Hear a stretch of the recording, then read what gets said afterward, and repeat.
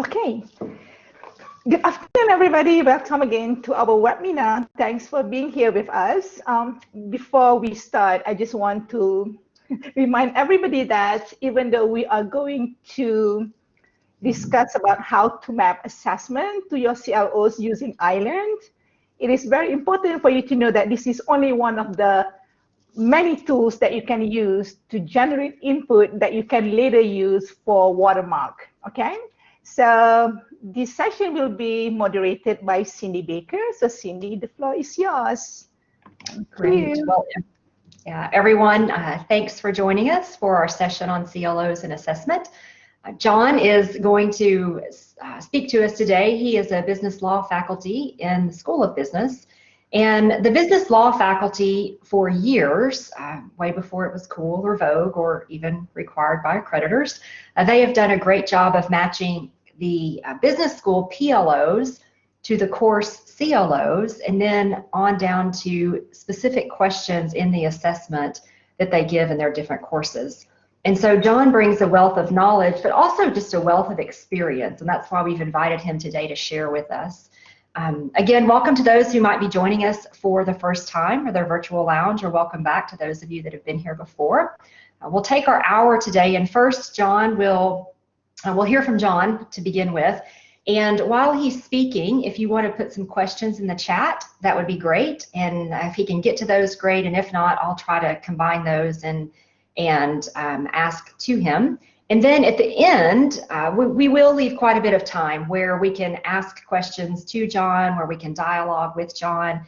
And I just want to remind everyone that these virtual lounges, there is no question that is too big or too small. We come here to share ideas, but also to get the details of how to. And so I feel like you can ask any question that you want. A reminder that this session is being recorded, and it will be available on the FDC's YouTube channel. So John, over to you. Thanks so much, Cindy, and thanks so much to Narita for inviting me. You get to see me, I don't get to see you, but I figured we'd start with this beautiful picture of the campus that we work at sometimes when there's not coronavirus, so that you can all be reminded of what it looks like when there's people there. So what I'll try to do today is as Cindy said, just kind of give an overview of what we do at the business law faculty and how we kind of tie things together, maybe as an example for other folks. I know a lot of people have been struggling trying to figure out some of this stuff. So this is just what we've come up with and what we've been doing, and it's worked really well, and it's been able to be scaled. What I'll do is I'll try to provide sort of an overview of how we look at it, and then give you some examples based on our experience in the class. So with the business school program learning outcomes, course learning outcomes, and so on. And then hopefully, if there's time, I'll show you how to set up rubrics in iLearn, and then how we use them and how they feed in. So that's me. Hey, I teach 4 courses. So I teach in the BSBA and the business, the Bachelor's of Science in Business Administration. I teach business law and business ethics and social responsibility, which are 2 required classes. I also occasionally teach business research in the MBA program and negotiations and exec ed.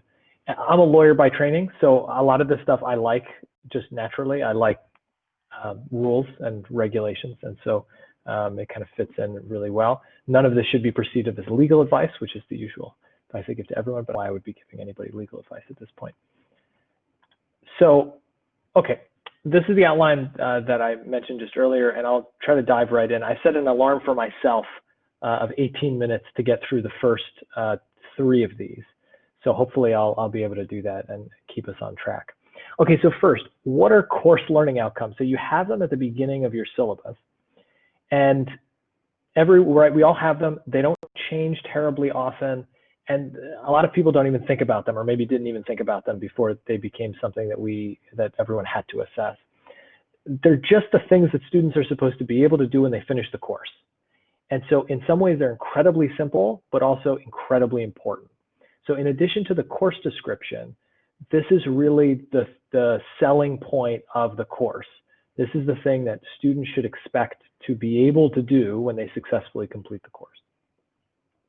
And we use them for a few things. So one of the things we use them for is assurance of learning. So almost every, and this is linked with accreditation, almost every program that's accredited has this assurance of learning component, and course learning outcomes feed into them through this process where a course learning outcome is linked to a program learning outcome, which is then linked up to the university level. And I'll show you in a second how that looks in practice. So the idea is that it's not just there for show, or it's not just there to indicate something for the students. It's also to help us assess our own course effectiveness. So it's a two-way street. And when we talk about assessing course effectiveness, we really mean these three things, right? It's meant to help guide any curricular improvements. So if we see that students are not doing well in a particular area, we try to figure out why that's happening. We try to help determine the necessity of certain pedagogical changes. So if they're not hitting a certain outcome, we might use that as an impetus to change a certain way that we teach, whether it's a particular type of material or whether it's using different pedagogical methods.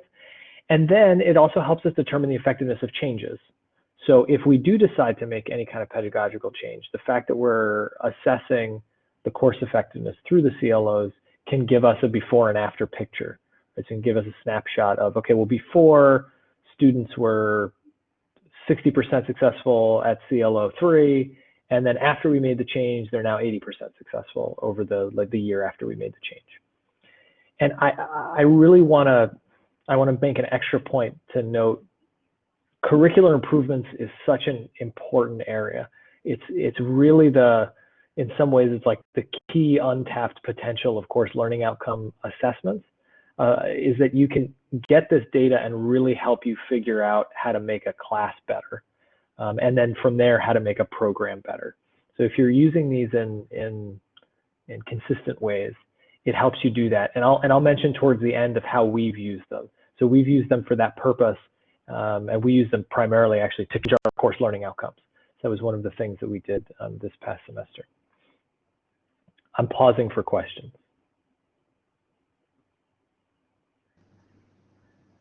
We don't have any in the chat yet. Anybody else?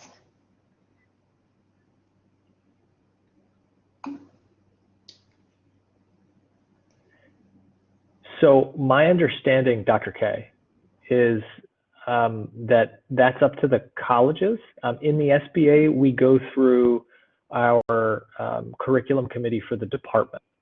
So we have a form that you fill out that just basically explains what they are right now, what you want to change them to, and then just some rationale for why. And that's really just to document it so that when, again, when accreditors come by and say, well, okay, you have this required class and you change the course learning outcomes from this to this, why did you do that? And so a lot of times the rationale in there will include information about the CLO progression and how it worked out. So some of the ones that we've been getting in because I chair our department curriculum committee, have been related to measurement. So have been basically faculty members saying, well, now that I have to measure these things, I've taken a look at them and they're terrible. Because before, not everybody was measuring them. And now that people have to measure them, they're often wanting to change them. Yeah. Okay, so Phil asks, how can a discrete measure like a CLO be meaningfully assessed by a continuous variable such as a grade? I know it can, but yeah. I mean, so this is one of those things that you won't hear any argument from me about.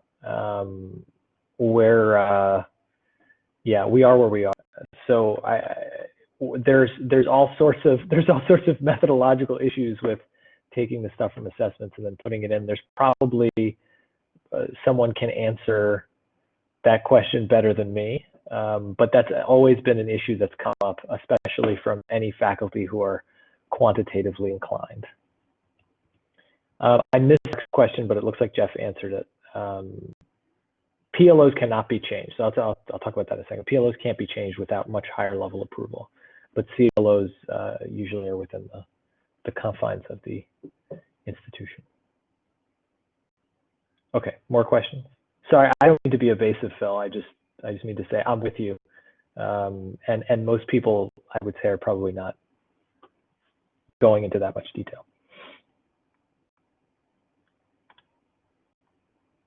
Okay, so the sort of the key component of course learning outcomes from an accreditation standpoint is how the course learning outcomes link with the program learning outcomes. So every program has these learning outcomes, and similar to the course learning outcomes, they're what students are expected to learn when they complete a program instead of a course, right? So there's still the things that you're expected to complete, but now we've got a program learning outcome versus a course learning outcome. So this is what they look like in the BA program.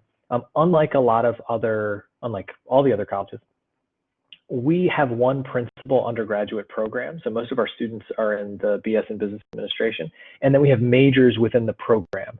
And so we have the same 5 program learning outcomes for all the majors, and the majors don't have their own individual program learning outcomes. So it's just we all operate on this basis. We have a BA in economics as well that has its own program learning outcomes. Each graduate program has its own program learning outcomes. So within each college, if you have a degree program, that degree program has program learning outcomes. And if you don't know where yours is, it's in the catalog. So the program learning outcomes always have to be in there. And so if you don't know them or you're not aware of them, that's where to go to find them. And then the idea is that for required courses, and indeed for all courses should link with at least one program learning outcome. So for a program with required courses, the CLOs in the required courses should map on to at least one program learning outcome. And I'll show you again an example in a second of how we do that in the law course. Questions about program learning outcomes? These are the ones, to Mark's question, these are the ones that you need CAA approval to change.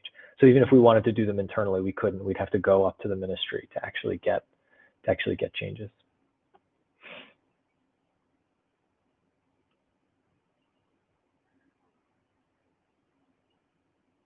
Okay, so no PLO questions, so I guess I'll keep moving. All right, so the way we've conceptualized it among our law faculty, and I say among our law faculty, there's only 2 of us. It's me and Tor, who I think is here as well. It used to be 3 of us, but it's not like there's so many of us. But we've, as a collective, even as people have changed, even as personnel has changed, we've been doing this since, if anybody remembers Gary Gold, we've been doing this more or less since Gary was around, so for a while. And what we've done is we've tried to make sure that each assessment can be connected to at least one course learning outcome. And that each course learning outcome will have some kind of rubric associated with it. And then we use those rubrics as a way to, on each assessment in iLearn, as a way to generate the numbers. So we'll use it as the way that we grade a particular assessment. So this means that there ends up being this connection between program learning outcomes, course learning outcomes, rubrics, and then the assessment. So there's this connection between all 3. So you can start with an assessment and then see how the data flows up to a program learning outcome, right? Again, through the rubric, through the course learning outcome, to the program learning outcome. Again, this is the ideal. I would say it doesn't often work out this way for some classes, but for us, it's more or less worked out this way. Yeah, so if a program doesn't use rubrics, I would advise creating them. I know that's not a good answer. I would say you can still find things to attach, you can go straight from assessment to course learning outcome, right? So you could have you could just take your assessment and plug it right in. The reason we don't do that, or the reason I don't do that, I'll say, is I guess I want something a little bit more refined than the course learning outcome. So each course learning outcome, it doesn't give me a grading scale that would be useful for the actual assessment. And so for me, I want to do a 2-for-1 where I can do the assessment and do the rubric at the same time, and do the CLO measurement at the same time. And so the rubric is the way that I bridge that gap. So I'd say the rubric is not a necessary item. Right? No one's making you do a rubric, in other words, whereas we have to tie the CLOs to the assessments. We found that the rubric is the easiest way to tie them. And so what I do is I plug the rubric into iLearn, which again, I'll show you in a bit. And that allows me to do 2-for-1. So to basically grade the assessment, but also to provide information for the course learning outcome that can just go into the Excel spreadsheet and be manually dropped into Watermark.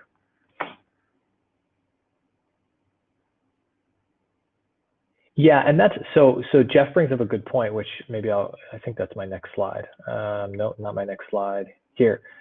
So maybe I'll go into this example here, which is our course in business law. One of the reasons why we shifted to doing this, why we shifted to measuring course learning outcomes, and certainly the impetus that personally that I use for switching to rubrics, is it's a 300 level class with about 100 people a term in each section. So we have these large sections of law. And because it's a 300 level class, we entirely have written assessments. So all the assessments are short answers, essays, all the analysis basically that students are doing is all in writing. And so for us, the rubrics are a much easier way to grade those assessments. If you had a multiple choice quiz, right, if you're in a 100 or 200 level class and you've got multiple choice, you can still tie what you're doing in that particular question to the learning outcome without having a rubric, right? There's no real need to have a rubric if you're doing that. Instead, you're just saying, okay, this course learning outcome is linked to this particular question. So for us, you can see the program learning outcomes at the top left for the BSBA, and the highlighted ones, 1 and 4, are the ones that our class feeds into. And then you can see in the bottom left, the course learning outcomes for the course. And I will say these have changed in part because of the assessment that we've done of them. So over time, we did the assessment, and we also looked at what we were actually doing in the course and what was necessary in the context of the program. And so these have been revised, but I'm taking this from spring 2019 because that's the most recent class where all of the students in it have graduated. So when I show you the iLearn page, it won't matter that you can see their grades because they're graduated. You won't see their names.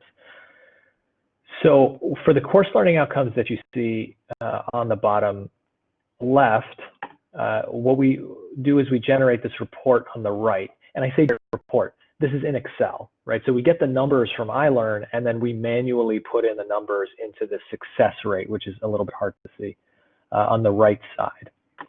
And the one that I'll focus on for the examples now is in 4 of the learning outcomes, 1, 3, 4, and 5, we use these assessments we have called IRACs. Okay, so I'll just tell you a little bit about what an IRAC is before I explain the rubric.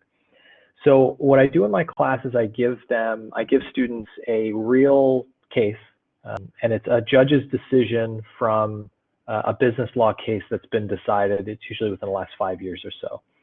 So these are usually either DIFC Supreme Court decisions, New York Court of Appeals decisions, U.S. Supreme Court decisions. So we find business law related.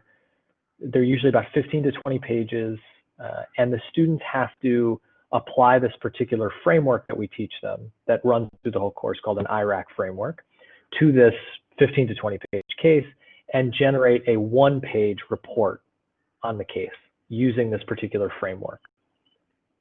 So IRAC just stands for issue, rule, application, conclusion. So they have to do this process for that case. They have about 2 weeks to do it, and they put in the submission, 1-page submission. It's a lot of work on their part. And this is the rubric we use to assess them. And so we look at, is the issue properly identified? Is the rule properly identified? You can see them here. We mark them on not at all, slightly, partially, mostly, completely. So we have these levels of achievement there. Then when all the IRAC assessments are done at the end of the term, we're able in iLearn to generate, so you see 83%. How did we get that number? What we did is we got all the data, all the IRACs that were submitted from all of the students, put them into an Excel document, and then took the total average. Right, and so that gives us our 83% success rate. It's very much a blunt instrument from a data standpoint, but it works okay. Okay, so are there questions about that before I share my iLearn page and show you how to do the rubric? No, so that's a great question. This is just the rubric we use for these assessments. So I created a separate rubric just for this assessment because I use it in 4 different course learning outcomes. So instead of saying, you know, how did somebody do on IRAC 2, instead we're looking at their achievement on all 4 of the IRACs through the whole term for this particular with this particular rubric. Okay. Yeah, Mark, what's up? Go ahead. So in this case, the evidence for the achievement of the course learning outcome is just perfectly correlated with students' scores on a set of assessments. Yeah, exactly right. So that's what the rubric does. Now, what I will say is we're not just for none of the course learning outcomes except for number 4, because number 4 is just about analyzing legal problems in this IRAC format. But for when it's used for the other 3, there's other data that's in there. So there's final exam questions, there's midterm exam questions that are in there. Yeah, so to Cindy's point, right, if you're coming up with a rubric where there's a one-to-one relationship between the scores on that rubric and the CLO performance, you're basically skipping a step. So you don't have to do, there's not an extra step that you're having to do, which is why we do it this way. Yeah, and I'll just add, because people may not know, then you can go into iLearn and basically right-click and ask it to run a report, and it will calculate the percentage of success for that rubric, which is also effectively the CLO. So it'll automatically calculate it for you. I guess I'm a little confused then on what the CLO is doing, and maybe you're going to address this, John, or maybe it goes beyond the point of the talk, because it sounds like you want to get into some technical stuff, and I'm perfectly, like, I would love to hear that. Actually, I'm curious about that.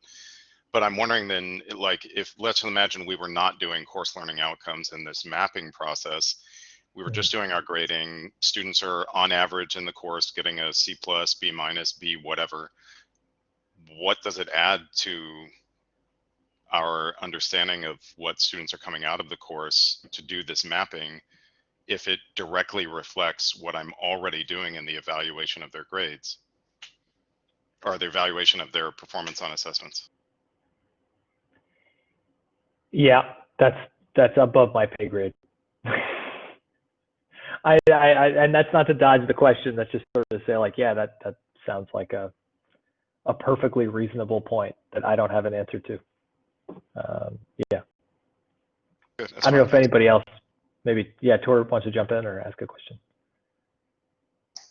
Yeah, John, I mean, it does, I mean, a student who has, let's say, a B-, right, might look identical to another student who has a B-, but it could be that, you know, one of the students did well with the rules but was hopeless at identifying the issues, or, you know, sort of, do you know what I mean? Like that's where it gives you over and above the raw grade they get, is that it would allow you to identify, oh, okay, so I mean, it's kind of artificial here, like, oh, the problem in our law course is that they're not learning any of the rules.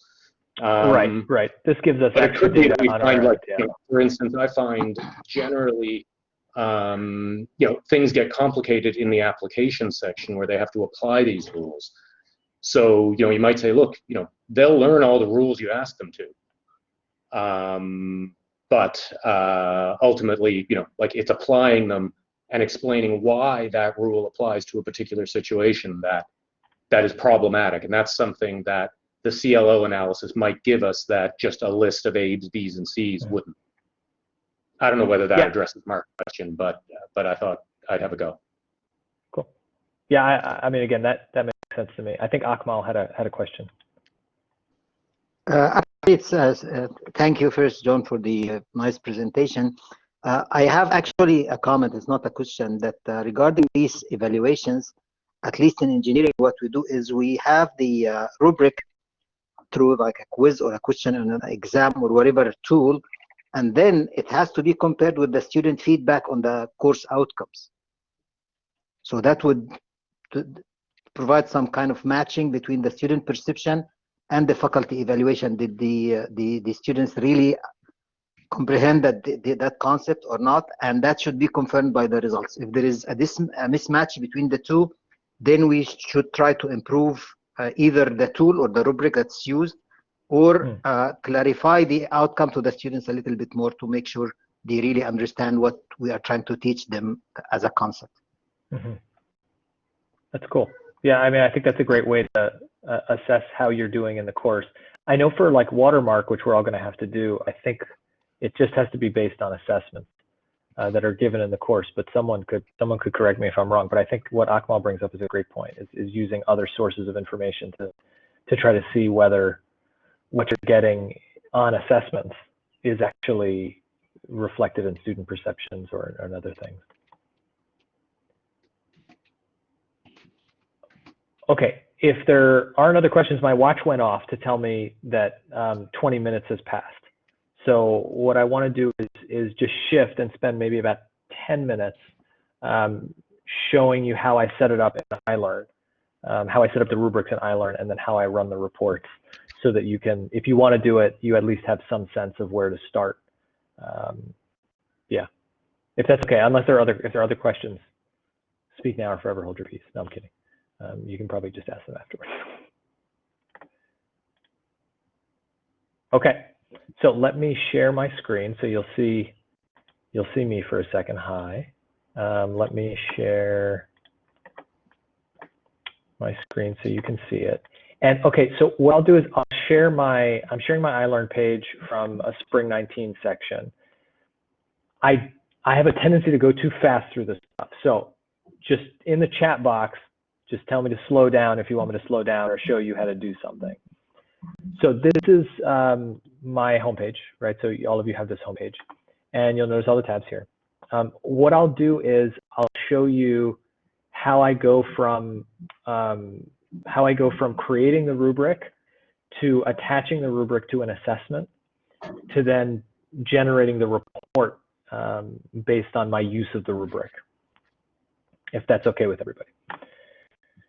So if you want to just create a rubric from scratch, right? So you'll go over, you'll see you'll have course tools here, and you'll have rubrics on the left.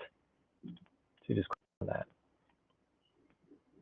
Okay, so I already have the rubric that I'm going to show you in here because I'm using this rubric. But if you wanted to make a new rubric, you just click on Create Rubric, and you put in, the names. Let's say Iraq activities, sure. And then any description you wanted to put in. Okay, then what this allows you to do on the rubric side is put in whatever criteria you want on the left, and then at the top, put in the levels of achievement that you'd like. After you do that, you can set what kind of rubric type you'd like. So do you want percentage? Do you want it based on points? Do you want it no points? Do you want a point range, a percentage range? So you have some flexibility in terms of how you want to use the rubric. So what we do with the IRX is we do points, but you could easily do a point range or a percentage. What we normally use is not what iLearn has here of novice, competent, proficient. And what we normally do is have we have 4 columns, and we usually name these exceeds expectations, excellent, exceeds expectations, meets expectations, below expectations. And the only reason we do that is because that more or less maps onto, first it more or less maps onto the A to D, F range. But then it also roughly reflects the categories that usually exist in assessment. So normally the assessment is exceeds, meets, below, and then so we just create an extra one for excellent for the A students. So if you want to change the names, you just click on the little arrow, the down arrow, and press edit. And so I like doing mine lowest on the left to highest on the right.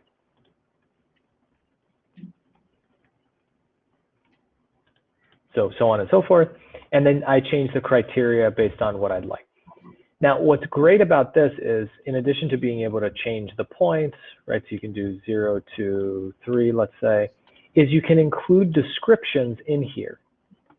So if you have feedback that you think applies to anything that's below expectations, you can drag and drop that or copy paste it in here.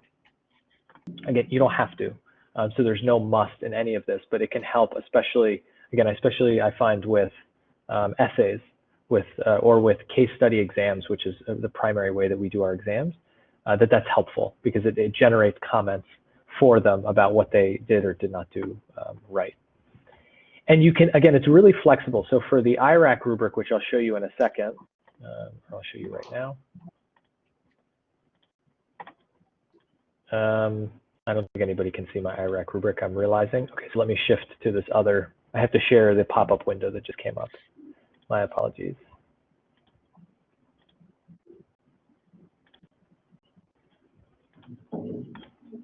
Okay, you'll be able to see it in just a second. So for the IRAC rubric that we have, we use one additional one, which is completely, mostly, partially, slightly, and not at all. And we use those as basically answers to these questions that we have. And these are both in the syllabus and they're given to students in the assessment instructions. So the idea is that these are the answers to this question. So was the issue properly identified? Not at all, slightly, partially, mostly, completely. And then they're given points on that basis. And you'll notice that these two are slightly less. So it's 0 to 0.5 instead of 0 to 1. This also gives some flexibility in the grading. So with these, you'll notice if you do some basic math that there's 4 of these, but they're 5-point assignments. So in total, it's 20 points. A total is 20% of the grade, which is a lot. But on each one, it's 5, and so it's delineated really clearly on a point-by-point basis. What I'll do is I'll also show you. Okay, so now questions about this before I show you how to add them to an assignment.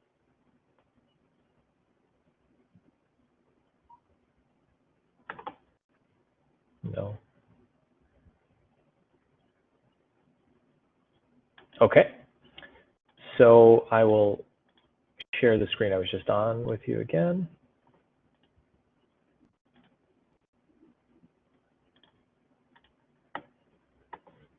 And we're back. There we go.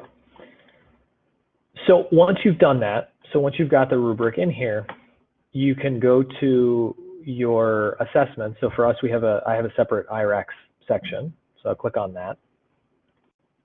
And I'll just explain this for a second. So students have 4 submissions, but they have a choice of cases. So they don't have to do every case, but they get to pick among the cases that are listed here, right? So they've got a whole bunch of cases that they get to choose from. For the first submission, they have to pick 2. For the second submission, they have to pick another 2, but it's from these batches. And the reason we do that is just because for each of these batches, there's more or less a case or 2 per topic. So we have a series of topics, and so each case will relate to a different topic.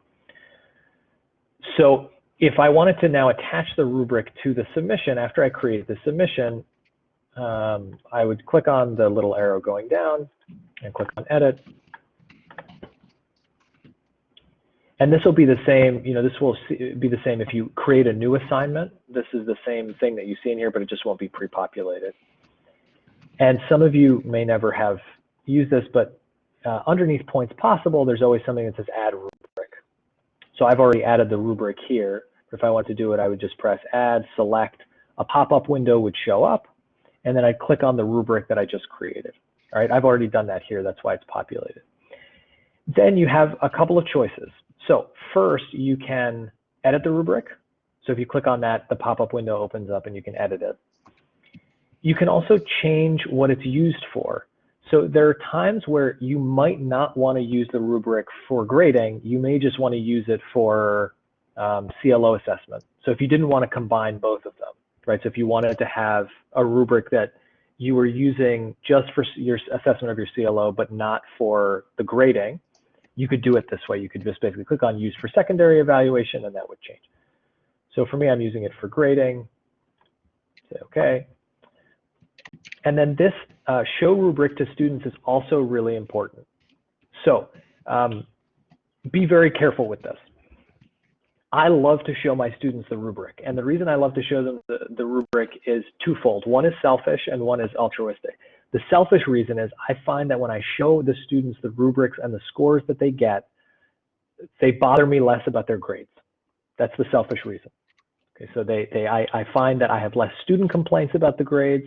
I find that students are generally happier with their grades when they see that they see my work, right? So they're showing me their work and they see my work, more or less. The altruistic reason is it really does help them. It really helps them to learn to know that this is A, what I'm looking for, but B, that this is where they made the mistakes, right? So for the IRAC, you messed up the rule, right? You got the rule completely wrong, and so you got a 0 on that portion. You didn't do it right at all. But hey, everything else you did really well. So that means that you as a student need to focus your energy on fixing that problem instead of worrying about everything, right? You don't have to worry about fixing everything. You're not generally bad at this. You're just bad at this one particular thing. And that's also then a way for me to help the student figure out ways to get better at that one particular thing. With these options, I would say if you want the student to know the rubric beforehand, just click on yes with rubric scores, right? So it'll include their rubric scores, but it'll show them the rubric once the assignment goes up. And so for the IRAC, for us, I want them to know the rubric beforehand. I want them to know how I'm judging them. I do the same thing with presentation. I want them to know the presentation rubric. For exams, I do not want them to see the rubric scores beforehand because then they're going to know what the answers to the exam are. So for that, I just click after grading, which basically means once the grading is done, for everybody, they'll be able to see their rubric and how they did on the assessment. And if you don't want to show it to them at all, or you don't want to show it to them with rubric scores, you have those options as well. So some people want to show the rubrics, but not what scores people got. And other people don't want to show it to them at all. And so you can just change it to no, but I usually keep it with yes. All right, so once you've done that, I'm pressing cancel so I don't mess with anything unintentionally. You can then, when you go to Grade Center,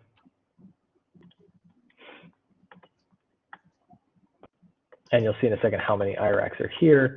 Okay, again, none of these students are here anymore. So their IDs are there, but none of them are. And let's say we have now, we have all the IRAC submissions that are here. And then the way we would grade is, I'd say go to click more options. And then normally I'll go to grade attempts. And when you actually go to grading,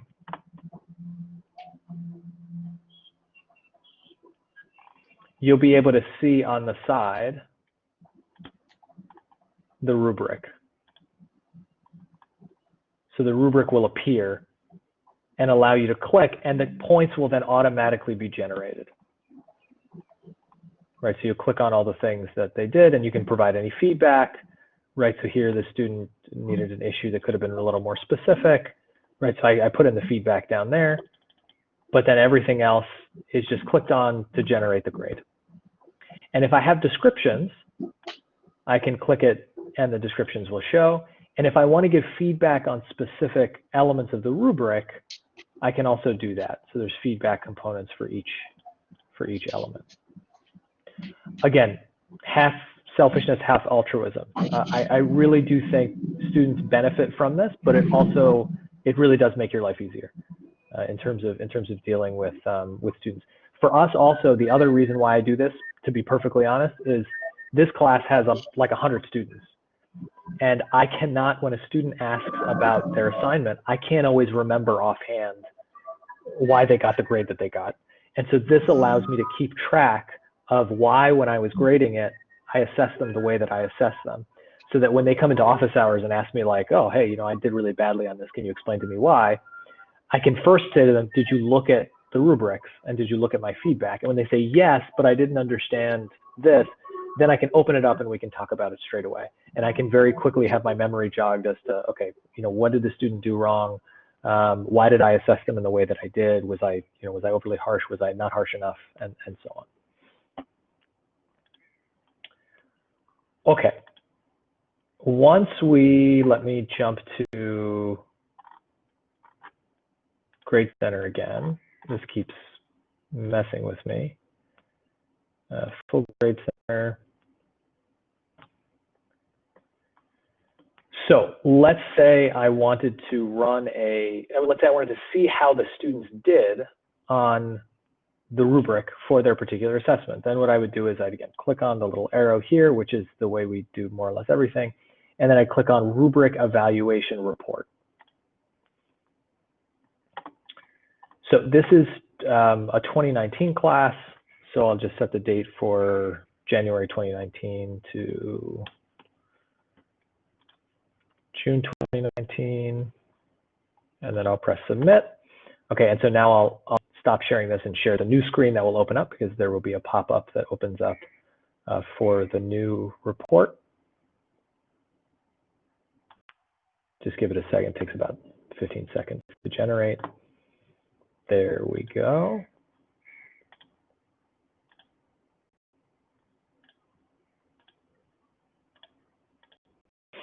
And I'm showing you the PDF. I'll show you the PDF version right now, but you can also do this in Excel. The only difference is Excel won't give you the graph. And so this shows the overall rubric performance is 4.16, it's out of 5. There were 42 students who did this particular IRAC case.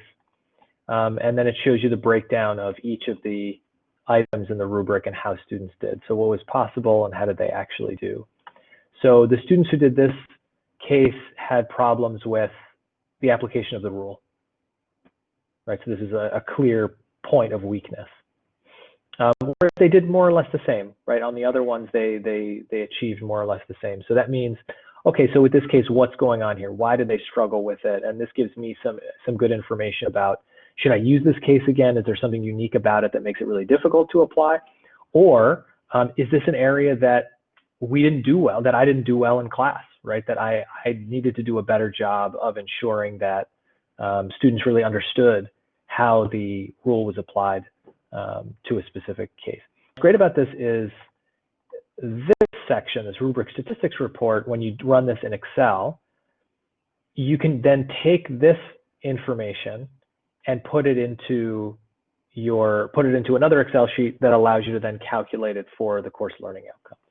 Right, so that's where you're able to quote unquote skip a step by just having these averages then get dumped into your average for that particular CLO assessment.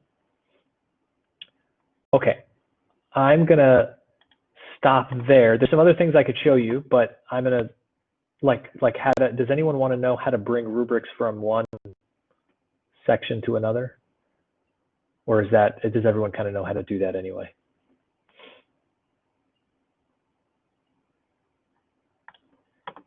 So David asks, one might ask, do HODs and the DNS?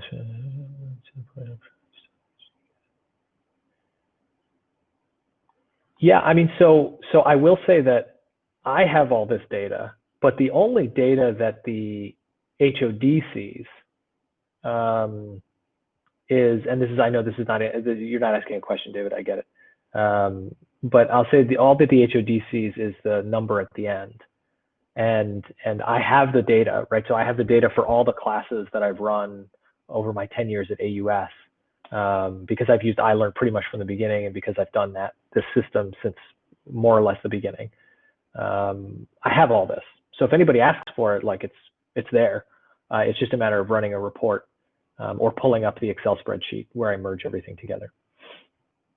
So maybe it's 4:45. So maybe it's better if I pause there for questions.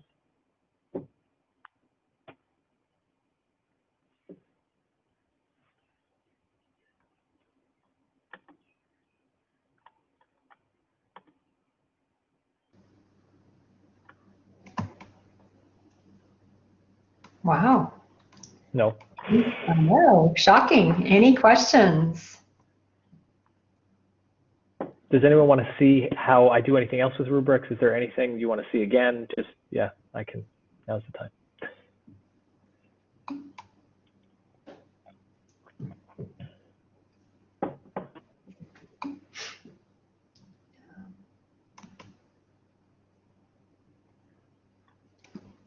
Well, I guess I might just ask, like, besides iLearn, do you use any other technologies for rubrics?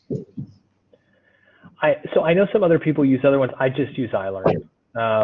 It's in some ways iLearn is a pain, but because everything is integrated and because I run all my assessments on iLearn, and this predates COVID, because they're all on iLearn, it's just easier to just have everything together there in one place.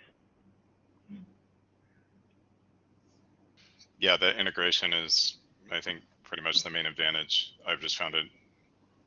I mean, I think you've indicated already, like there are some frustrating aspects to the kind of daily use side of things. It's so user unfriendly. Like that's just me. I don't know if there's anything better because I haven't used anything else since I've been here, obviously, but yeah. So it is what it is, and we have what we have. Again, I know some other people use it and then import it, or use it and then just use it parallel to iLearn. Again, for me, I find that the fact that it's integrated is much easier.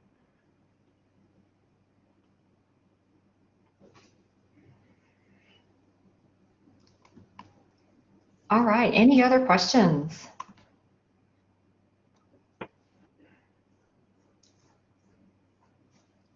Okay. Well, thanks, everybody. Yeah, thank you. Thanks to John for coming around. Thanks for everyone else for your participation today. Great to have everyone. Thanks for the questions. We appreciate your time, John, and your expertise. Thanks for sharing. My pleasure. And I'm sure if people have any, are you open to people contacting you if they've got some? Yeah, of course. Yeah, of course. So that's Great. it. That's my email on the side. If you have any emails, any questions, just let me know. Okay, thanks so much. Thanks, everybody. Yeah, Norita, are you still on?